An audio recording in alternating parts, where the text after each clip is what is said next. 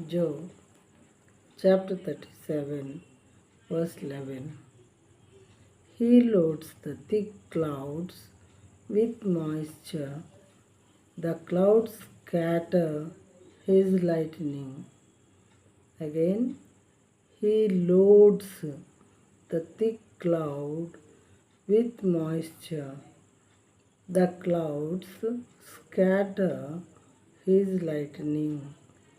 In Telugu, మరియు ఆయన దట్టమైన మేఘమును జలముతో నింపును.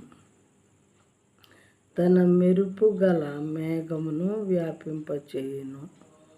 మరియు ఆయన దట్టమైన మేఘమును జలముతో నింపును. తన మెరుపు గల మేఘమును వ్యాపింపచేయును. వాక్యములన్నీ కూడా సమస్తము దేవుడే జరిపిస్తున్నారు భూమి మీద.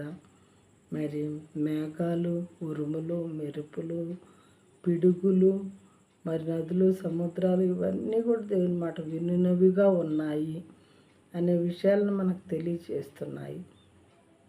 వాటిని దేవుడు ఎప్పుడు ఏం చేయమని ఆజ్ఞాపిస్తే దేవుని ఆజ్ఞను శిరసావహించినవిగా ఉంటున్నాయి ఇవన్నీ కూడా.